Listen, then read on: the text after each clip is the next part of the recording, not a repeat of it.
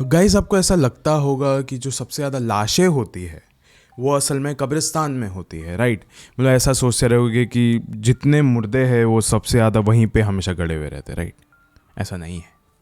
अस्पताल, हॉस्पिटल, ये एक ऐसी जगह है जहाँ पे हर रोज़ मौतें होती है। एटलीस्ट मौत होने के कुछ वक्त तक तो सब्र किया जाता है एक मुर्दे को गाड़ने के लिए कब्रिस्तान में, लेकिन अस्पताल में तो तुरंत मौत होती है। वहीं पे मुर्दे को रखा जाता है, मुर्दा गड़ जाता है, लेकिन उसकी जो रूह है वो अस्पताल में ही दफन होती है। एक चीज़ याद रखिए। एंड गाइस, ऐसी जगह है ना, आत्माओं से घिरी हुई रहती है।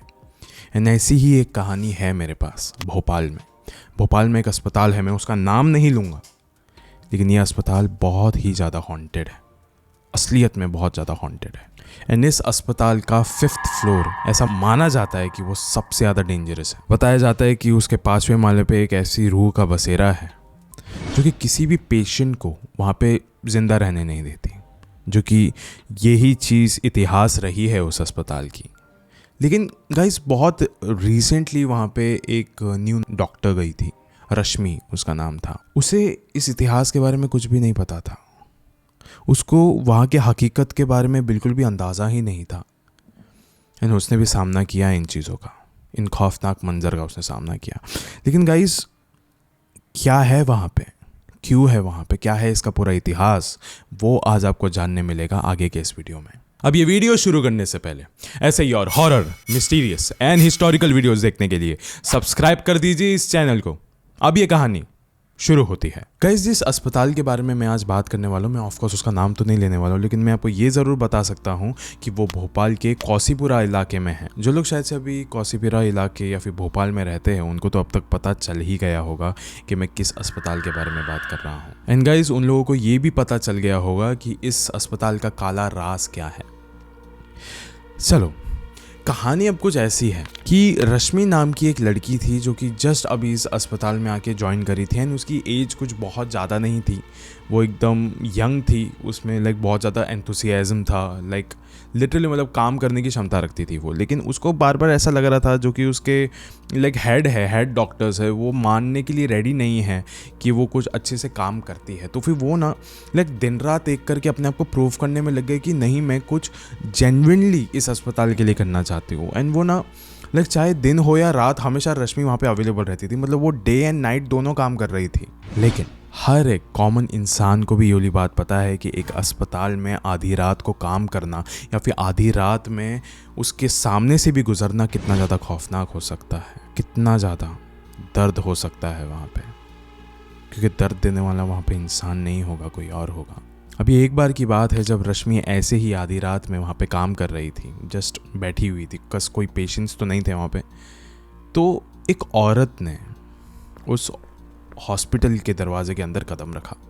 एंड वो ना लाइक बहुत ज़्यादा एकदम ऐसा लग रहा था कि एकदम गलत हालत में है, वो बहुत एकदम बिगड़ी हुई हालत में थी। एंड उसको बहुत ज़्यादा दर्द हो रहा था, वो थोड़ा सा चिल्ला रही थी। एंड उसने अपने पेट को पकड़ के रखा हुआ था। एंड वो कहीं और नहीं गई, सीधा रश्मि के पास गई। वो औरत एकदम चिल्ला कर रश्मि को कहने लगी कि लाइक मेरे पेट में बहुत ज़्यादा दर्द हो रहा है, प्लीज़ मेरी मदद करो, और कैसे भी करके ये पता लगाओ कि मेरे पेट में हुआ क्या है, मुझे बहुत ज़्यादा डर लग रहा है अपने आप के लिए। एंड अभी आधी रात हो रही थी, मैंने आसपास हर एक अस्पताल में देखा, हर एक क्लिनिक में देखा, वहाँ पे कोई भी मुझे डॉक्टर ही नहीं मिला, इसलिए मैं इस अस्पताल में आ गई और सीधा आपके पास आके चली आई। एंड रश्मि ये सब कुछ देखकर बहुत ज़्यादा सहम गई थी।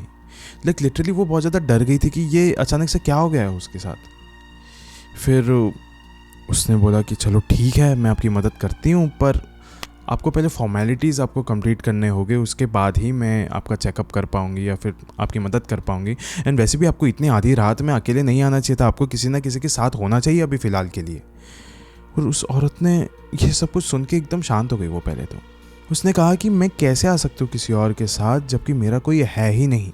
रश्मि को भी अभी लाइक थोड़ा सा बुरा लगने लगा। एंड उसने बोला, क्या इसकी मदद मुझे अब खुद ही करनी पड़ेगी, क्योंकि और कोई स्टाफ मेंबर भी नहीं है। लाइक सारे जो भी स्टाफ मेंबर मौजूद है अभी इस अस्पताल में, सब अपने अपने कामों में लगे हुए। फिर उस वक्त उस औरत की हालत देखने के बाद रश्मि को लगा कि ठीक है, मैं ही आपकी मदद करती हूँ, ओके फाइन। फिर उसके बाद रश्मि ने ना एकदम चुपके से हॉस्पिटल का फॉर्म निकाला और उसको फिल करना चालू कर दिया।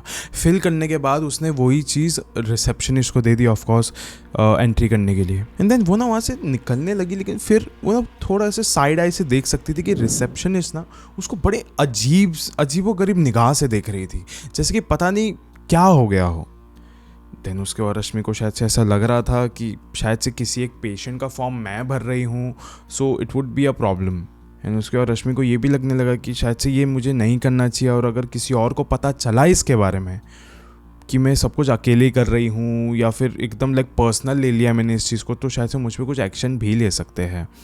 एंड अभी वो देख रही थी कि उस जो औरत थी लाइक उससे दर्द भी बर्दाश्त नहीं हो रहा था, एकदम जोर का चीख रही थी, चिल्ला रही थी। तो उसने क्या सोचा कि मैं एक काम करती हूँ, 5th फ्लोर पे जाती हूँ और 5th फ्लोर पे जाके इसका इलाज करती हूँ। वैसे भी 5th फ्लोर पे तो कोई आता जाता भी नहीं है, बंद रहता है। मैं जाती हूँ ऊपर जाके इसका इलाज करती हूँ, किसी को पता भी नहीं चलेगा।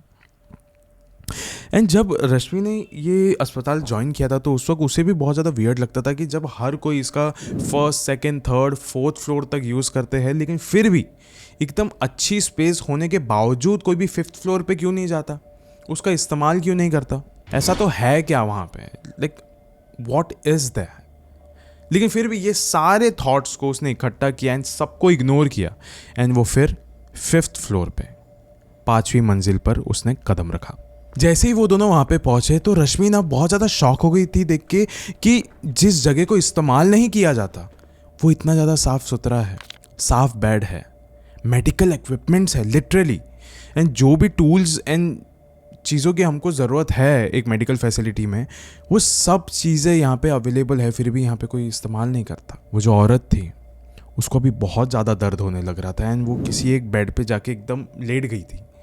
उसने बोला कि प्लीज़ जो भी है यार मेरे पेट में, मुझे समझ में नहीं आ रहा है कि क्या है ये, प्लीज़ ज़रा इसका इलाज करो। फिर रश्मि भी जल्दी लाइक आसपास में जो उसको इक्विपमेंट्स की ज़रूरत थी वो सब कुछ ढूंढने लग गई थी, लेकिन पर्टिकुलरली उसको जिस इक्विपमेंट की ज़रूरत थी वो उसे मिल नहीं रहा था। वो अभी दूसरे कमरों में जाके ढूंढने लग गई। फिर उसको लाइक फाइनली थोड़े बहुत इक्विपमेंट मिले एंड वो वापस जा रही थी उसके बेड की तरफ एंड देखा तो वो औरत वहाँ पे थी नहीं, गायब थी वो।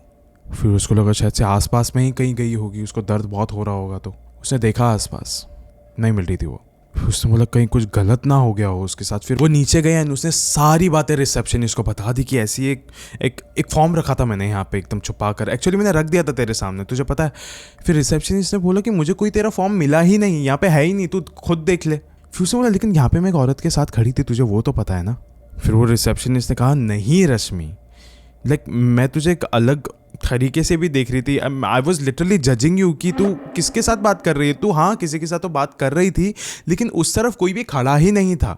मुझे लगा कि तू नींद में है या फिर कुछ तो हो रहा है तेरे साथ, तू किसी को छिपाने की कोशिश कर रही है, किसी को बिठाने की कोशिश कर रही है, लेकिन स्टिल कोई था नहीं वहाँ पे। रश्मि ये बात मान नहीं रही थी। वो रिसेप्शनिस्ट ने बोला आ जा सीसीटीवी फुटेज देख ले, देख मेरे नज़रों के सामने है। रश्मि ने देखा कि वो जिससे भी बात करी थी वो वहाँ पे थी ही नहीं। लाइक उसने इतने देर तक जिस इंसान से बात की, जिसके लिए इतना सब कुछ किया, वो कोई था ही नहीं।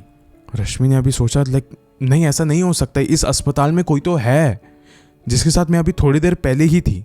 उसे सारे डॉक्टर्स को जाके बताना चालू कर दिया कि इस अस्पताल में कोई तो आया था जिसके साथ मैं थी कुछ देर तक। अब ऐसा लग रहा है कि वो है ही नहीं। मैं 5वें मंजिल पे लेकर गई थी उसे, 5th फ्लोर पे। फिर उसमें से एक डॉक्टर ने कहा कि रश्मि ऐसा हो ही नहीं सकता, आज से 20 साल पहले 5th फ्लोर के सारे दरवाजों को हमने बंद कर दिया था, लॉक लगा दिया था। तुम बात क्या कर रही हो, हमें बिल्कुल भी समझ नहीं आ रहा है। उन डॉक्टर्स ने कहा कि ऐसा कहा जाता है कि 5वीं मंजिल पर जब लाइक वर्किंग हुआ करता था, हर एक चीज़ परफेक्टली चल रहा था, फिर भी वहाँ पे ऐसा बताया जाता था कि यहाँ पे जो भी पेशेंट जाता है वो मरता ही मरता है। बहुत मौतें होने लग गई थी। जो पेशेंट्स के जो फैमिली मेम्बर्स थे उन्होंने भी ये वाली बात कंप्लेन करनी चालू कर दी थी कि हम जब भी यहाँ पे आते हैं या फिर अपने पेशेंट्स के लिए यहाँ पे बाहर रुकते हैं तो चीखने चिल्लाने की आवाज़ें आती है, जबकि हर कोई सो रहा होता है। हमको ऐसा कभी कभार दिखता है कि कोई तो पेशेंट है जो कि चल रहा है यहाँ पे, लेकिन वो भी किसी भी हालत से ज़िंदा नहीं दिखता है, पर मुर्दा ज़रूर दिखता है। हर कोई कहता है, हर कोई जब भी कोई पेशेंट भी जाता है उसके मौत के 1-2 दिन पहले वो हमें आगाह कर देता है कि यहाँ पे कुछ तो गलत है, जो भी है वो हमें मारने की ज़रूर कोशिश कर रहा है। आगाह किया जाता है 2 दिन पहले और 2 दिन बाद उस पेशेंट की मौत हो जाती है। उसके बाद रश्मि ये सब कुछ सुन के बहुत ज़्यादा सुन पड़ गई थी।